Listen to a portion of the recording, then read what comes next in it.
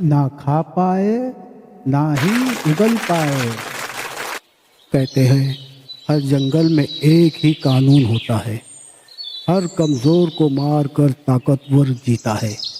लेकिन इस बार कुछ कमज़ोर पक्षियों ने इस कानून को बदल कर रख दिया, वो भी अपनी मेहनत और समझदारी से।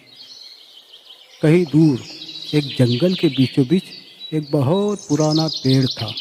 उस पेड़ पर किस्म किस्म के पक्षियों ने अपने घोंसले बनाए हुए थे। वो उस पेड़ पर रहते, अपने घोंसले बनाते, अंडे देते और सब मिलजुल कर रहते। लेकिन कहीं से एक काले नाग को इस पेड़ के बारे में खबर हो गई और वो वहाँ आ पहुँचा।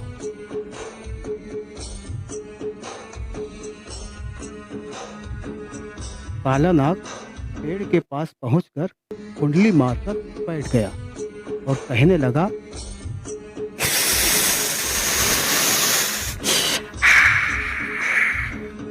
जितना सुना था उससे कहीं ज्यादा पाया। अब इस पेड़ पे रहने वाले हर जंतु, हर पक्षी को मैं एक एक करके खा जाऊंगा। ये कहकर उस काले नाग ने उस पेड़ पर अपना कब्जा जमा लिया और धीरे धीरे उस पेड़ के हर घोंसले के अंडे को खाना शुरू कर दिया।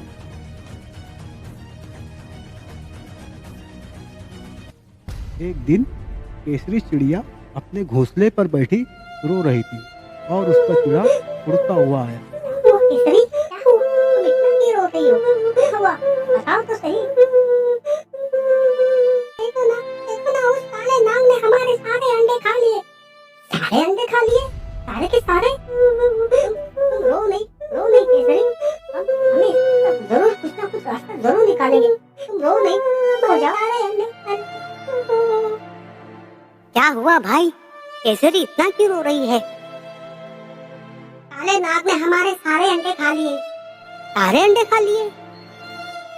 और फिर उस पेड़ पर सारे पक्षी सुन बैठ गए, सारे के सारे खामोश। हर कोई काले नाग की ही बात कर रहा था। सारे पेड़ पर एक ही बात हो रही थी, काला नाग, काला नाग।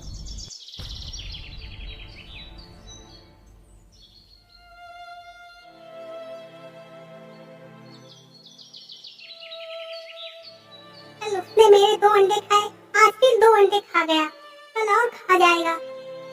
ऐसा कब तक चलता रहेगा? आज तुम्हारे 2 अंडे खाए हैं, कल किसी और के खाएगा और परसों किसी और के। मैं तो ये सोच कर डर रही हूँ कि जब सबके अंडे खत्म हो जाएंगे तब क्या होगा? क्या होगा? उसकी तो भूख बढ़ रही है। जब सबके अंडे खत्म हो जाएंगे फिर वो हमें खाना शुरू करेगा, फिर एक एक करके वो हम सबको खा जाएगा। ऐसा कुछ नहीं होगा, हमें उसे यहाँ से भगाना ही होगा। भगाना होगा? अरे वो नाग है, नाग, काला नाग। पता नहीं काले नाग से लड़ने चले, 1 मिनट में वो हम सबको खा जाएगा। बहुत भयानक है वो। अरे वो अगर भयानक है तो हम भी कुछ कम नहीं। अगर हम सब मिलकर कोई ना कोई तरकीब निकाले तो इस काले नाग को यहाँ से भगा सकते हैं, मार भी सकते हैं। अरे नाग है वो, नाग, काला नाग। अरे वो चाहे कितना भी भयानक हो, अगर हम सब मिलकर कोई तरकीब निकाले तो उस काले नाग को यहाँ से भगा सकते हैं। सोचो सोचो कौन सा ऐसा रास्ता है जिससे कि हम काले नाग को यहाँ से भगा पाए। मैंने सुना है काले नाग को नेवला मार के खा जाता है, बाज भी उसे मार के खा जाता है। सुना है सपेरे भी नाग को पकड़ कर ले जाते हैं। ठीक है, आज से हम लोग हर उस तरकीब पे काम करेंगे जिससे इस नाग को यहाँ से भगा सके। तक हम लोग इस नाग को यहाँ से भगा नहीं देते, हम लोग खामोश नहीं बैठ सकते। हमें जल्द से जल्द कुछ ना कुछ करना होगा। और फिर वो सारे पक्षी दूसरी सुबह उड़ चले अपनी परेशानी का हल ढूंढने के लिए। वो मीलों उड़ते रहे, उड़ते रहे, उड़ते रहे। उन्होंने एक जंगल पार किया, फिर दूसरा जंगल पार किया, फिर तीसरा जंगल पार किया। इस तरह पता नहीं वो कितनी दूर तक उड़े। लेकिन आखिरकार उन्हें एक नेवले का ठिकाना मिल ही गया। वो वहाँ उस नेवले से मिलने के लिए पहुँच गए। नेवला आराम से वहाँ अपना खाना खा के धूप सेक रहा था। तभी उसने देखा कि कुछ पक्षी उसके ऊपर मंडरा रहे हैं। उसने सोचा ये क्या हो रहा है। अरे ये क्या हो गया है?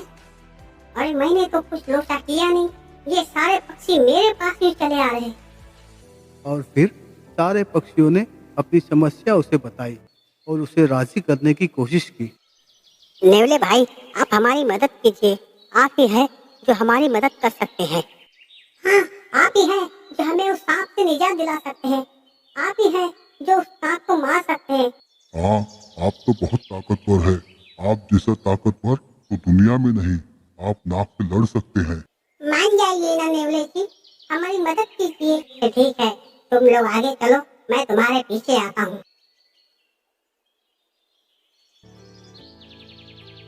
ये कहकर नेवला उनके साथ चलने के लिए राजी हो गया। वो उनके साथ पीछे पीछे चल पड़ा। नेवला उनके पीछे पीछे दौड़ता हुआ आया और एक कटे हुए पेड़ के ऊपर बैठ गया और कहने लगा, चलो बुलाओ, जल्दी बुलाओ उस नाग को। बुलाओ, मेरे पास टाइम नहीं है, मैं जल्दी जल्दी उसे मार के चला जाता हूँ। बुलाओ उसे जल्दी। नाग को उस नेवले के आने की खबर हो गई और वो गुस्से से बाहर आया।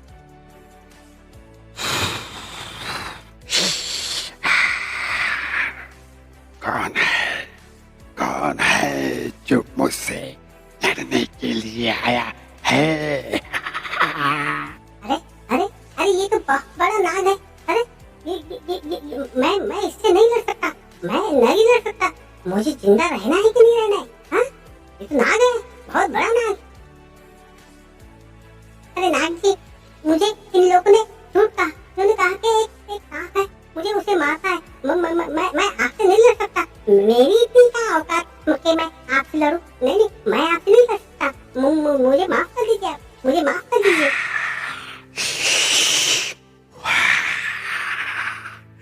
अब आ ही गए हो तो अपनी मौत का मजा चख लो। अरे नाग जी, आप गुस्सा हो गए। आप गुस्सा मत होइए, ऐसे आप गुस्सा मत होइए। मैं अभी आपका गुस्सा शांत कर देता हूँ। मैं बहुत अच्छा डांस करता हूँ। मैं आप खुश हो जाएंगे, खुश हो जाएंगे।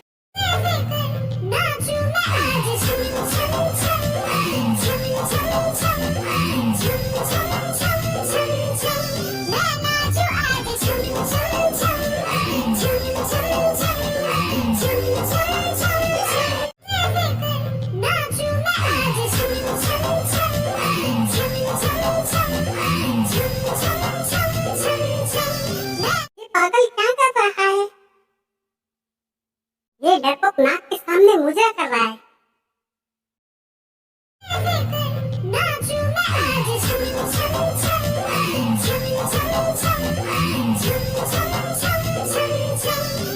नेवला तो किसी काम का नहीं निकला।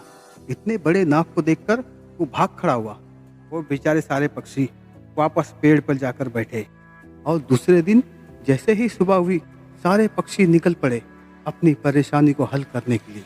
इस बार उन्होंने सोचा कि किसी तरह बांस को मना के ले आएंगे और किसी तरह ढूंढते ढूंढते उन्हें एक बांस का ठिकाना मिल ही गया और वो उसके ठिकाने पे जा पहुंचे। क्या बात है, तुम सब पक्षी मेरे ठिकाने पे क्यों चले आए? मुझसे क्या काम है तुम्हें? बताओ जल्दी। अच्छा, तो मुझे नाग से लड़ना है, लेकिन मुझे क्या फायदा? जैसे नाग अंडे खाता था तो तुम मुझे भी कभी कभी अंडे दे दिया करना। राजी है तो कहो। बांस तो एक नंबर का लालची निकला, लेकिन बेचारे पक्षी करते भी क्या। एक मुसीबत को हटाने के लिए वो दूसरी मुसीबत को अपने साथ ले जा रहे थे। उनके पास और कोई रास्ता भी नहीं था।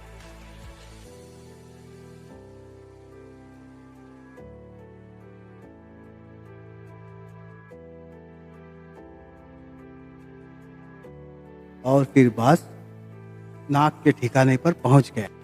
नाग ने बांस को देखा और वो समझ गया और कहने लगा, अच्छा, तो इस बार बांस की बारी है।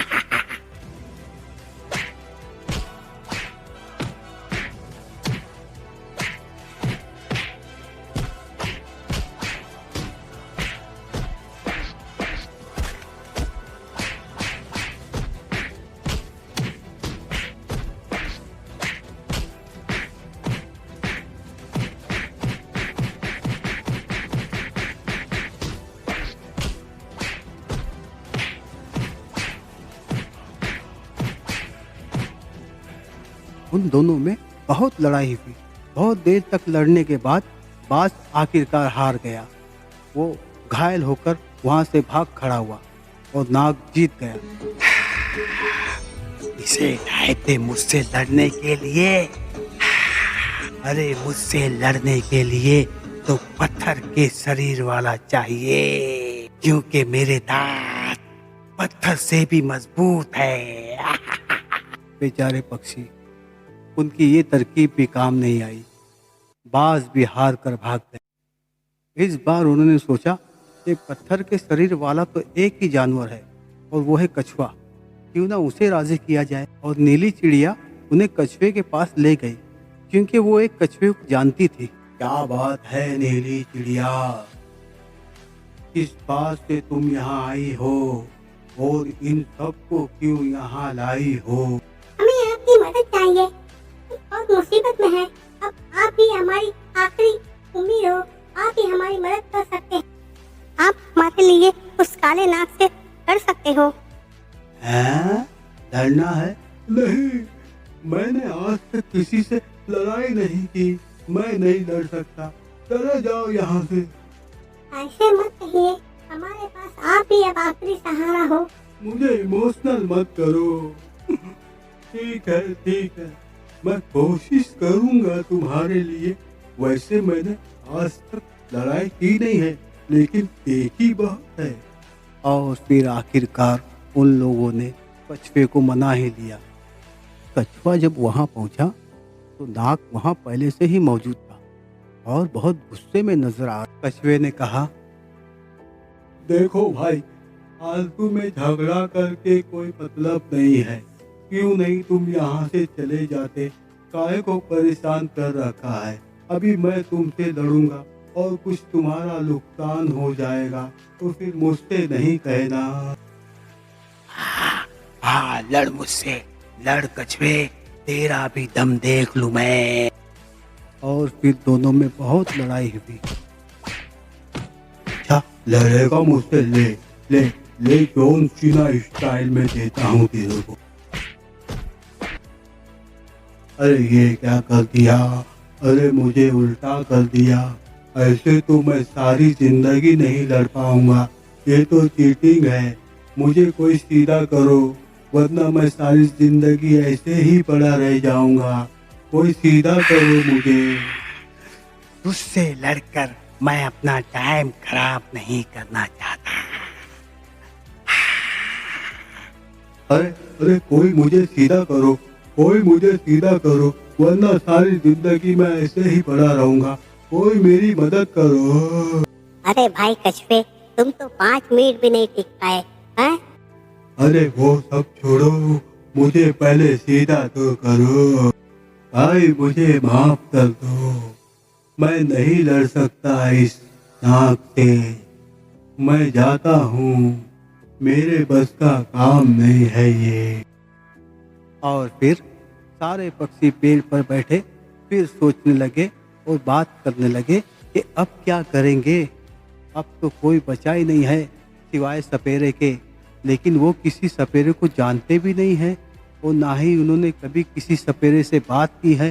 सपेरे तो इंसान होते हैं, इंसान तो बहुत खतरनाक होते हैं, उनसे कौन बात करेगा? हाँ, इंसान तो बहुत खतरनाक होते हैं। वो तो हम पक्षियों को भी पकड़ ले जाते हैं, हम उससे कैसे बात कर सकते हैं? हम परिंदों में से किसी ने आज तक इंसानों से बात ही नहीं की। लेकिन हम परिंदों में से एक परिंदा तोता है जो इंसानों की तरह बात कर सकता है। अरे हाँ, याद आया, हमारे एक जंगल में एक तोता आया हुआ है जो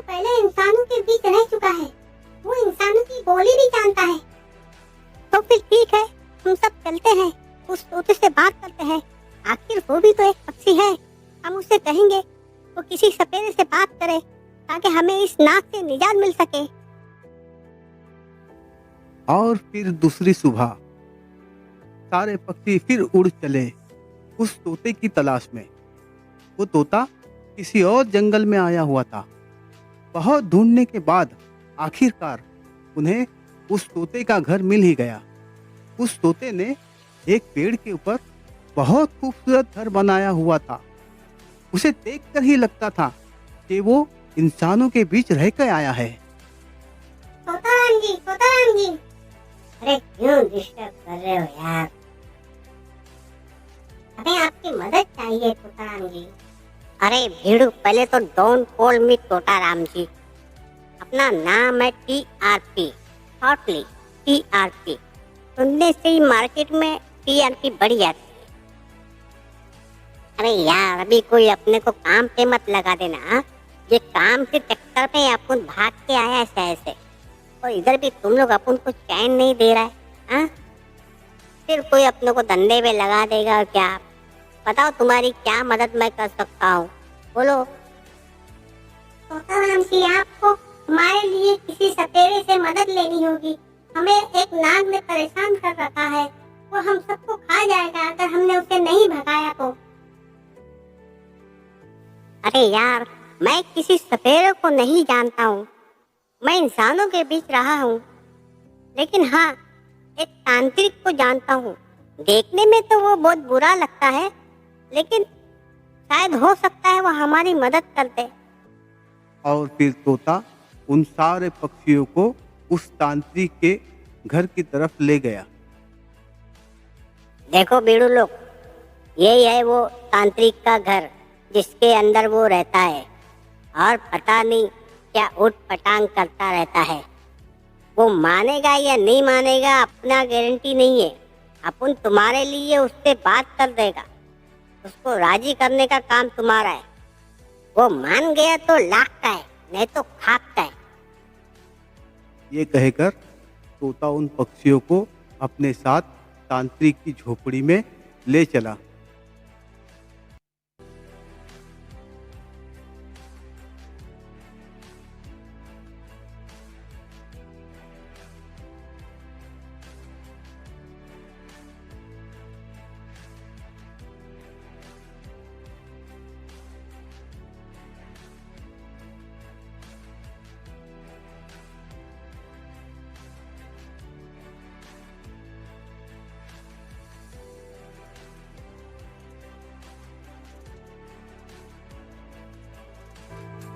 तांत्रिक वहां बैठा अपनी तपस्या, अपना कार्य कर रहा था, और पक्षी उसके पास मिलने के लिए जा पहुंचे।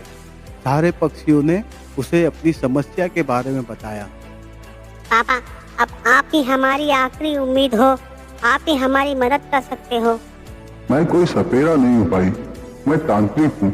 मैं लोगों के लिए कार्य करता हूँ, उनकी समस्याओं के लिए समाधान और उपचार ढूंढता हूँ। तुम्हारी समस्या का मैं उपचार बता सकता हूँ, लेकिन उसके ऊपर कार्य तो तुम्हीं लोगों को करना होगा। बाबा आप बताइए, इसका कोई उपचार बताइए, हम लोग करेंगे, जरूर करेंगे। मेरे दाएं हाथ की तरफ तुम लोग जंगल में जाओगे तो एक झरना बहता है, उसे सफेद झरना कहते हैं, क्योंकि उस झरने के आसपास बहुत सारे गोल गोल किस्म के पत्थर पड़े हुए हैं जो सफेद है, और उन्हें देखने से लगता है कि वो पक्षियों के अंडे हैं, वो बहु अंडों की शक्ल में। उन पत्थरों को ले जाकर तुम अपने घोंसलों में रख देना। फिर सारे पक्षी अपनी आखिरी मंजिल की तरफ बढ़ने लगे, जैसा तांत्रिक ने उन्हें बताया था। उस झरने के आसपास हूबहू सफेद सफेद पत्थर पड़े हुए थे, जो बिल्कुल अंडों की शक्ल के थे। जिन पक्षियों के अंडे जैसे थे, उन लोगों ने उस तरह के पत्थर उठाए और अपने घोंसले की तरफ चले गए।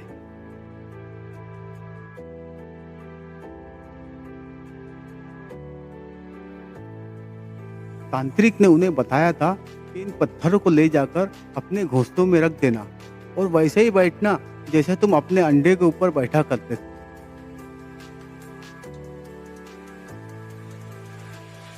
पक्षी पक्षियों के एक साथ बैठने से सारे पेड़ पर चाह चाह के आवाज गूंजने लगी। बहुत सा शोर शराबा होने लगा। ये शोर शराबा नाग के कानों तक भी पहुंचा और नाग दौड़ता हुआ जल्दी जल्दी उस पेड़ के पास आया।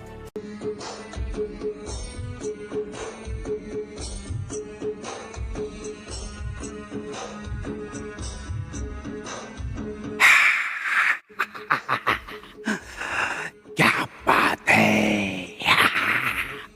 लगता है पेड़ पर फिर से अंडे ही अंडे आ गए। आज मैं बहुत सारे अंडे खा जाऊंगा।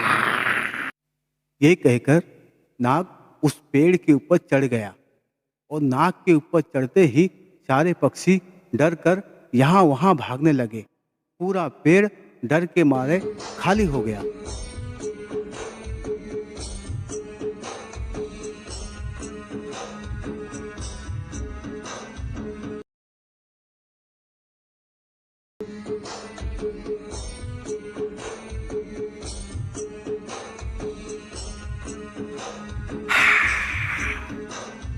आएगा मजा।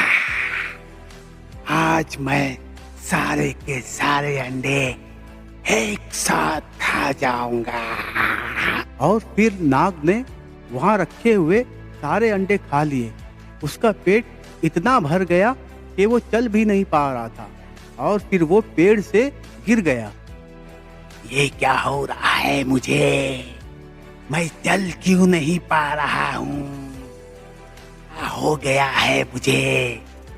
मेरा पेट इतना भारी भारी क्यों हो गया है? नाग ने वहाँ से हिलने की बहुत कोशिश की, लेकिन वो हिल ही नहीं पा रहा था। ऐसा लग रहा था जैसे उसके ऊपर बहुत बड़ा बोझ रख दिया गया हो। ये क्या हो गया है मुझे? ये मुझे क्या हो रहा है? मैं चल ही नहीं पा रहा हूँ। ऐसा क्यों हो रहा है? मेरे पेट में इतना दर्द क्यों हो रहा है? मैं सांस भी नहीं ले पा रहा हूँ। क्या हो रहा है? क्या हो रहा है मुझे? फिर सारे पक्षी उस नाग के पास आए और तोते ने उसे बताया। क्या हुआ नाग भाई? हैं? पेट भर गया? हैं? तुम अपने गुरूर में, अपनी ताकत के गुरूर में इतने अंधे हो गए कि तुम्हें ये भी पता नहीं चला कि तुमने अंडे खाए हैं या पत्थर। क्या वो सब अंडे नहीं थे? पत्थर रखे हुए थे। अब तुम ना खा पाओगे और ना ही उगल पाओगे। मैं सांस भी नहीं ले पा रहा। तुम लोगों ने मुझे धोखे से पत्थर खिला के मार डाला।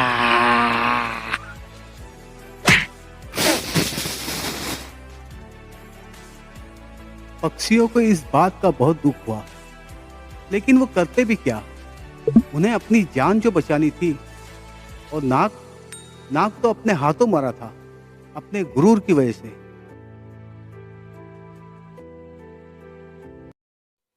हम उम्मीद करते हैं आप लोगों को हमारी वीडियो पसंद आई होगी। अगर पसंद आई है तो प्लीज इसे लाइक कीजिए, शेयर कीजिए और सब्सक्राइब करना ना भूलिए।